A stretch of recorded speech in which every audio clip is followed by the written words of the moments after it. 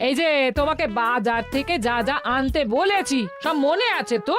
মনে থাকবে কি থাকবে না জানি না, তাই আমি কাগজে একটা ফর্দ বানিয়ে নিয়েছি। গোপাল দাদা,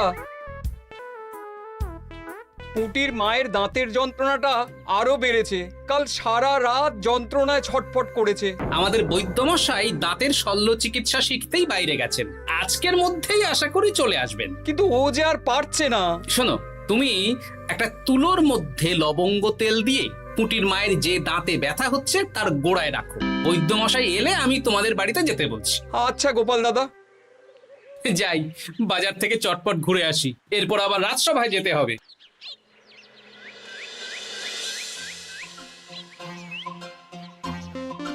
উফ, কি গরম রে বাবা, ছাতা নিয়ে বেরোলে ভালো হতো। এই তো সামনে আখের রস বিক্রি হচ্ছে, একটু আখের রস খাই, শরীরটা বেশ চাঙ্গা লাগবে। ভাই, আখের রস কত করে দিচ্ছ? 1 ভাঁড় 10 আনা গোপাল দাদা।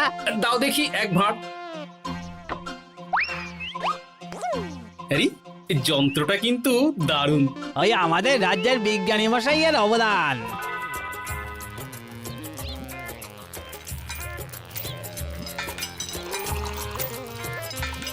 এই নাও গোপাল দাদা।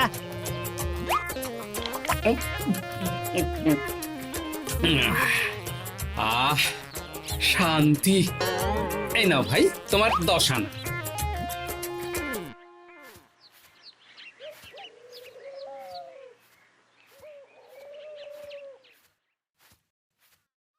কি রাজবৈদ্য, এই ফিরছ নাকি?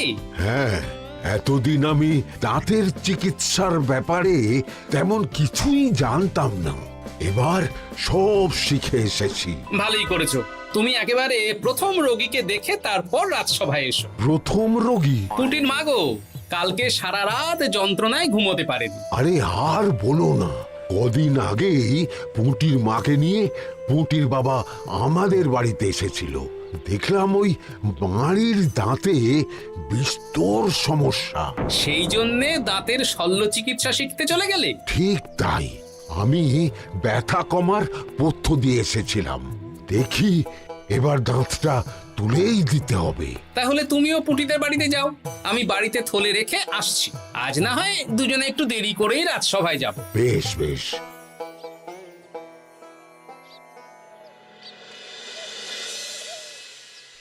দেখুন মহারাজ, দেখুন আজকে রাজবৈদ্য আসেনি, আর ওদিকে গোপালও ডুব দিয়েছে। এই আনন্দে আমাদেরও ছুটি দিয়ে দিন মহারাজ। কি আনন্দে? এই গরমে বাড়ি বসে একটু আমপানার শরবত খাবো আর ঘুমবো। রাজ্যের সেনাপতি যদি বিশ্রামের কথা বলি, তাহলে আমার আর কিছুই বলার নেই।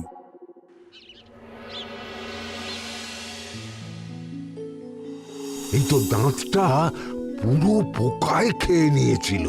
এখন দুদিন কোনো কথা বলা যাবে না, শুধু জল বা তরল জাতীয় খাবার খাবে।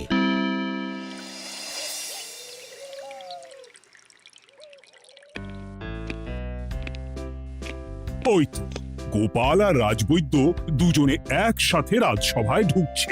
রাজবৈদ্য মশাই ওনার জীবনের প্রথম শল্য চিকিৎসা করছিলেন, তাই আমিও দেখছিলাম। তা কি রাজবৈদ্য, সফল হয়েছো? হ্যাঁ মহারাজ, পুঁটির মায়ের একটা মাড়ির দাঁত পোকায় খেয়ে নিয়েছিল, সেটাই তুলে দিলাম। ভালোই হলো, আমাদের রাজ্যে কোনো দাঁত তোলার বৈদ্য বা চিকিৎসক ছিল না। এখন তুমি সাধারণ রোগ ব্যাধি নিরাময়ের সাথে সাথে দাঁতের চিকিৎসাও করবে। কিন্তু মহারাজ, একটা যে সমস্যা আছে। আবার কি সমস্যা? আমি যে দাঁতের শল্য চিকিৎসা করি এটা তো আর রাজ্যবাসী জানে না, তাই কতজন আর আমার কাছে আসবে সে নিয়ে আমার সন্দেহ আছে। মানে তুমি চাইছো যাতে তোমার কাছে বেশ কিছু রোগী তাড়াতাড়ি আসুক, যাতে তুমি অনুশীলনও করতে পারো, তাই তো? একদম ঠিক ধরেছেন মহারাজ, কাজ না করলে হাত পাকাবো কি করে? তাহলে ঢেড়া পিটিয়ে বলে দিলেই তো হয়। এতে তেমন ভালো কাজ হবে বলে মনে হয় না। তা তুমি কি বলতে চাইছো গোপাল? প্রচার হবে, কিন্তু একটু অন্যভাবে। কিভাবে? আজ বিকেলে আমি রাজবৈদ্যর হয়ে প্রচার করব, শুনে নেবেন। বেশ। শুনুন শুনুন শুনুন, আমার আমাদের কৃষ্ণনগরের রাজবৈদ্য এখন দাঁতের শল্য চিকিৎসাও করছেন। যারা যারা আমাদের রাজবৈদ্যের কাছে দাঁত তোলাবেন তাদের দাঁত তোলার পরে দুদিন কোনো শত্রু থাকবে না। চিকিৎসার সময় সকাল 7টা থেকে সকাল 10টা পর্যন্ত।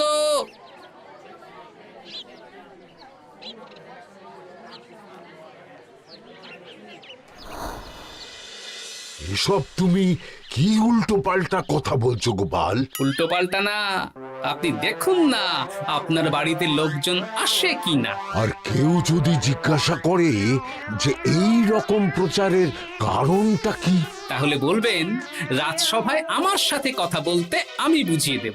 বেশ।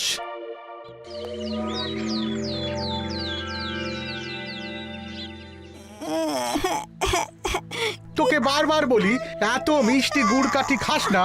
কি করব বাবা, কি ব্যথা।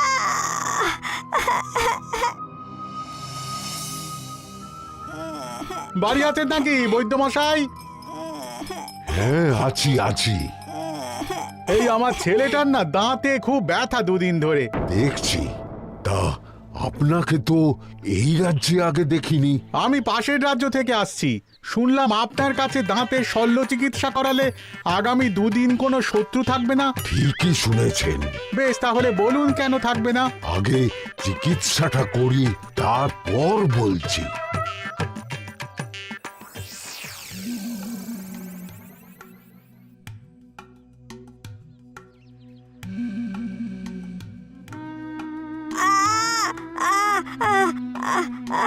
আর চিন্তা নেই, এখন দুদিন কোনো কথা বলা যাবে না। এবার তো বলুন আমার ছেলের আগামী দুদিন কোনো শত্রু থাকবে না কেন? আজকে রাজসভায় চলে আসুন, ওখানে গোপাল এই প্রশ্নের উত্তরটা দিয়ে দেবেন। তা বৈদ্য, তোমার কাছে আজকে কেউ এসেছে?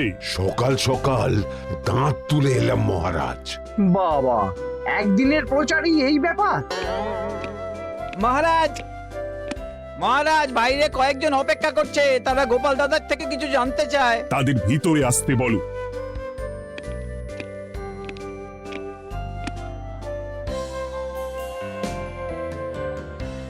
আজ আমার ছেলে বৈদ্যমশাইয়ের কাছে একটা দাঁত তুলিয়েছে। আমি জানতে চাই প্রচার অনুযায়ী আমার ছেলের নাকি আগামী দুদিন কোনো শত্রু থাকবে না, সেটা কেন বলা হয়েছে? বলতে পারি, কিন্তু কথা দিতে হবে এই কারণটা বাইরে আর কাউকে বলা যাবে না। বেশ, বলবো না।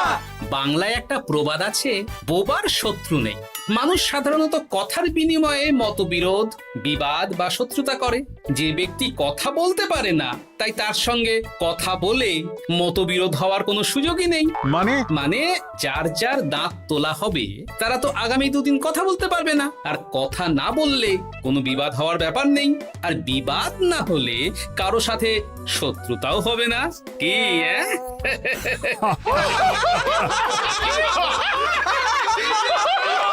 এই জন্যই তুমি হাসির রাজা গোপাল ভাঁড়। কে তোমার কথা শুনতে যাবে? একদিন না হয় প্রচারের চমকে এলো, এরপর কিভাবে আসবে শুনি? এরপর রাজবৈদ্যের সুনামেই লোকজন ছুটে ছুটে আসবে। বাহ বাহ বাহ, তোমার কত জ্ঞান! মহারাজ, এই কথা শুনে আমার মাথাতেও একটা বুদ্ধি এলো। অল্প পুঁজিতে শুধু প্রচারের জোরে এত রোজগার করব না, গোপাল হাঁ করে দেখবে। নিশ্চয়ই কোনো লোক ঠকানোর কথা ভাবছেন। মোটেই না। আচ্ছা, আগামী 3 দিন ব্যাপী মেলা হবে, সেখানেই তোমরা দুজনে তাহলে ব্যবসা করো। বেশ, করব। যে সবচেয়ে বেশি রোজগার করবে তাকে আমি 50 মোহর পুরস্কার দেব। রাজি। মেলার শেষে আমার প্রশংসায় পঞ্চমুখ হবেন সবাই, দেখে নেবেন।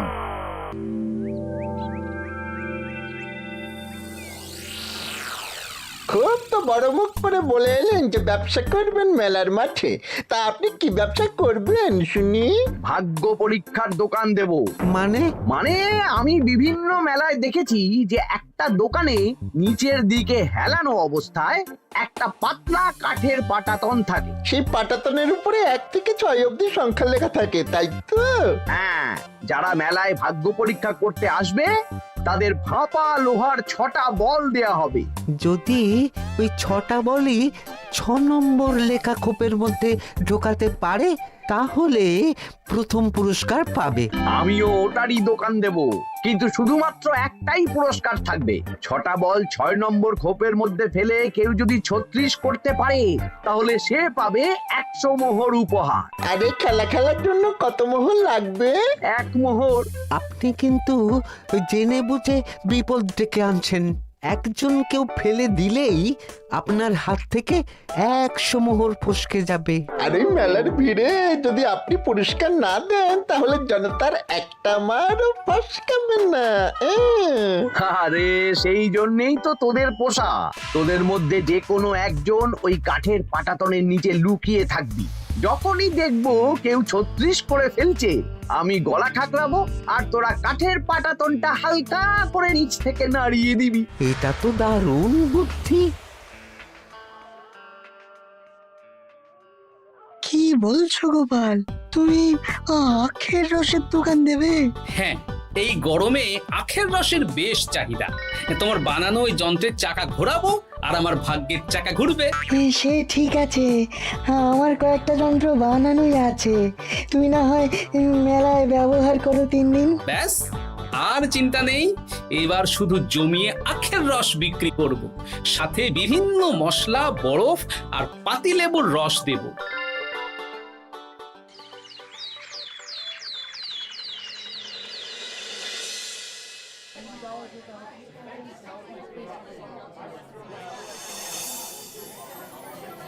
এই দোকানের পানীয় খেয়ে মন হবে বশ। গোপাল ভাঁড় নিয়ে এসেছে ঠান্ডা আখের রস। আরে গোপাল দাদা, তুমি আখের রস বিক্রি করছো? ঠান্ডা আখের রস কত করে গো গোপাল দাদা? 1 ভাঁড় মাত্র 10 আনা। 6 ভাঁড় দাও। এক্ষুনি দিচ্ছি। আসুন আসুন আসুন, সবাই আসুন। আসুন আসুন আসুন, এদিকে আসুন, এদিকে আসুন, ভাগ্য পরীক্ষা করুন। 1 মোহরে 100 মোহর।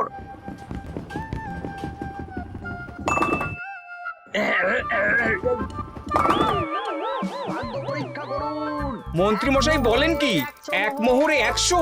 তুমিও ভাগ্য পরীক্ষা করাবে নাকি? একবার বাজিয়ে দেখতে দোষ কি? দাও, আখের রস খেয়ে বরং চলে যাই। এই তো হয়ে এসেছে। এই নাও, ধরো।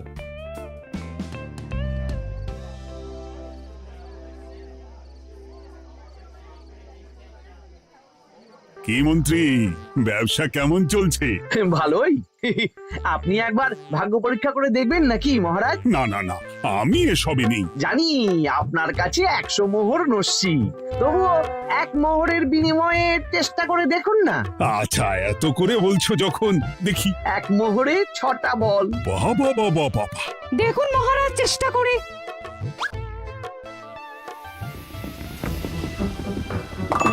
এই তো একটা 6 পড়েছে, আবার চেষ্টা করুন। জয় মা জয় মা। আবার 6। সাবাস। দেখুন হয়ে যেতে পারে, আর তো মাত্র 4টে বাকি। দেখি তৃতীয়টা। আরে পাস, আবার 6। নিন খেলুন। এই যা, হলো না। আরেকবার প্রথম থেকে চেষ্টা করবেন নাকি মহারাজ?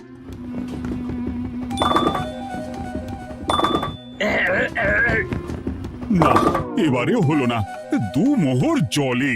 অন্য সব জায়গায় বাকি সংখ্যাতেও পুরস্কার থাকে, আপনার এখানে নেই কেন? আমার এখানে ধামাকা পুরস্কার, তাই বাকি আর কিছু রাখিনি। 36 করতে পারলেই 100 মোহর। এই নাও মন্ত্রী, 2 মোহর।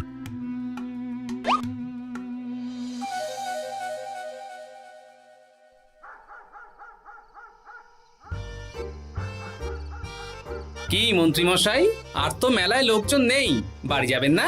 তুমি যাও না, আমি একটু পরে যাব। বেশ, আমি এগোলাম।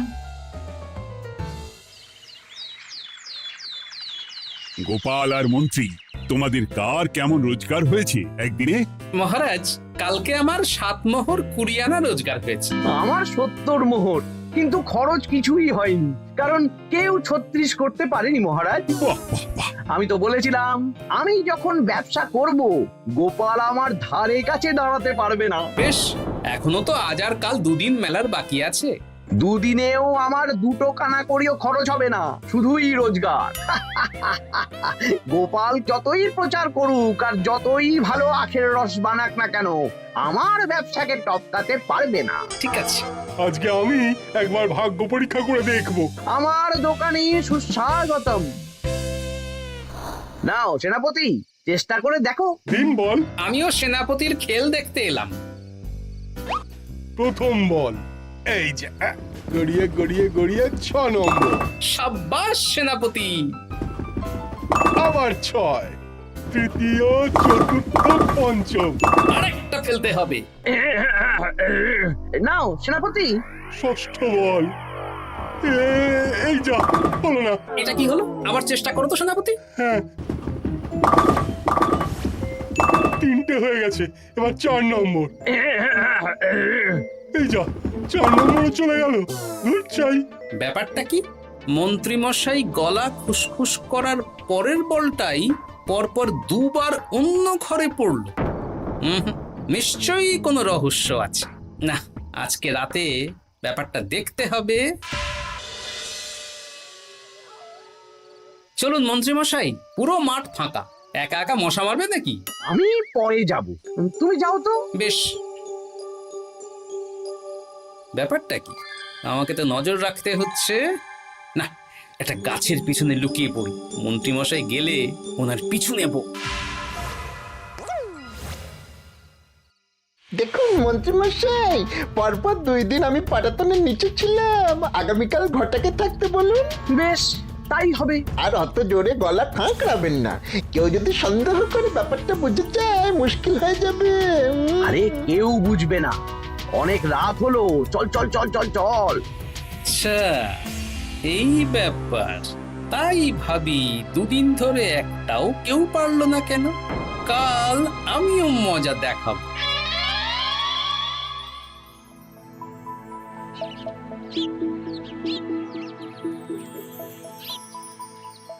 বাবা চলে এসেছেন দেখছি। এত চাহিদা না আমার এই ভাগ্য পরীক্ষার, তাই আগে আগে চলে এসেছি। মন্ত্রীমশাই, আপনাকে মহারাজ এক্ষুনি ডাকছেন। এখন কেন? সে তো জানি না, চলুন।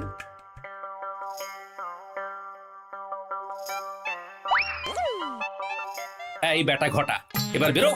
এ কি গোপাল দাদা, তুমি? হ্যাঁ আমি। খুব চালাক ভেবেছিস না? মন্ত্রী মশাইয়ের খেলা আজকে শেষ। প্রহরী, একে ধরে নিয়ে যাও।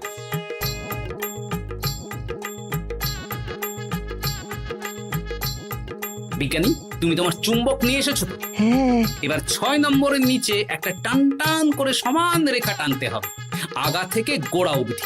তুমি তো সব সকালে বুঝিয়েই দিয়েছো, দাঁড়াও দাগটা টেনে নি। একদম 6 নম্বর খোপ অবধি যাচ্ছে, সেই অনুযায়ী টান টান করে দাগ টানো। টানছি, তুমি বাইরে নজর রাখো। নজর রাখছি। কাজ হয়ে গেছে, তুমি একবার অনুশীলন করে দেখে নাও। হ্যাঁ দেখছি। শুরু করো। শুরু করছি। একদম পাক্কা আছে। দূর, কেউ ডাকেনি, অকারণে সময় নষ্ট করলো। কতগুলো খদ্দের ফিরে গেছে কে জানে। কি হলো মন্ত্রী মশাই, এত রাগ কিসের? রাগ হবে না, ওরই বেটা আমার সাথে মজা করছিল। বেশ অনেকজন খদ্দের ফিরে গেল, আমার কত ক্ষতি হয়ে গেল। আমি খেলে আপনার ক্ষতিপূরণ দিতে পারি। তুমি খেলবে? হ্যাঁ, ভাগ্য পরীক্ষা করতে দোষ কোথায়? ওই তো বেশ কয়েকজন সভাসদেরা আসছেন, সবার সামনেই খেলবো। তাহলে শুরু করি। হ্যাঁ, শুরু করো। এই বল যা, 6 নম্বরে যা। আরে বাস, গোপালের ফেলাপল তো গড়ালো না, সোজা 6 নম্বরে চলে গেল। এই দেখুন, আবার যাবে। বলকে আমি বলবো, বল কথা শুনবে। এই বল যা তো, 6 নম্বরে যা। আবার 6, আবার 6, আবার 6। কি এটা কি হচ্ছে? যা বল, এটাও 6 নম্বরে যা। আবার 6, 100 মোহর। হ্যাঁ, এটা কি করে হলো? দিন মন্ত্রী মশাই, 100 মোহর দিন। ইয়ে না, মানে মন্ত্রী দাও বলছি।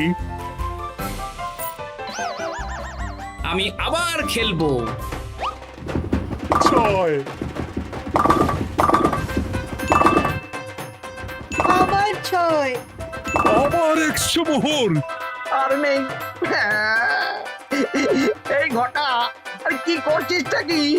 ঘটা নেই মন্ত্রীমশাই, আমি আছি। আর আছে আমার চুম্বক। মানে তোমার কারসাজি ধরা পড়ে গেছে মন্ত্রী। গোপাল আমাদের সব বলেছে। আপনি যেমন ছলনা করে ভাগ্য পরীক্ষার ব্যবসা করছিলেন, তেমনি গোপালও ছলনা করে আপনার ব্যবসা উল্টে দিল। তাহলে শেষমেশ কে জিতলো? হাসির রাজা, জ্ঞানীর রাজা, রসিক রাজা গোপাল ভাঁড়।